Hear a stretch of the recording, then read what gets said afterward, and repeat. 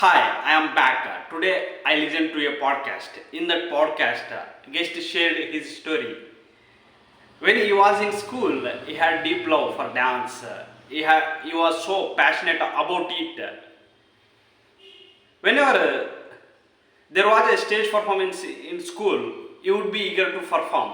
But whenever he asked his classmates to join, they didn't show any interest. One or two would respond positively. Later, during his college days, he took an inspiring step.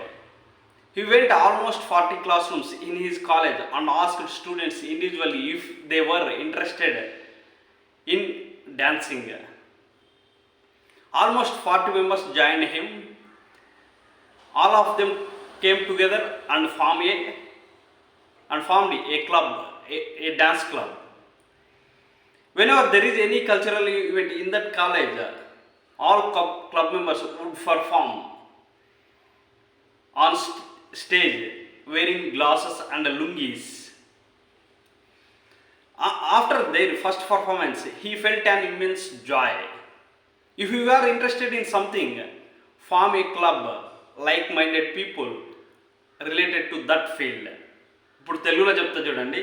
నేను ఒక podcast విన్నాను. ఆ పాడ్కాస్ట్లో guest తన స్టోరీని share చేసుకున్నాడు. తనకి dance అంటే చాలా ఇంట్రెస్ట్ ఉండేది అనమాట.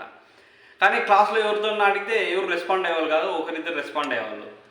అప్పుడు అతను ఏం చేసేవాడంటే ఆ కాలేజీలో ఉన్న అన్ని క్లాస్ రూమ్స్కి వెళ్ళి అడిగాడనమాట. దాదాపుగా 40 మెంబర్స్ వచ్చారు.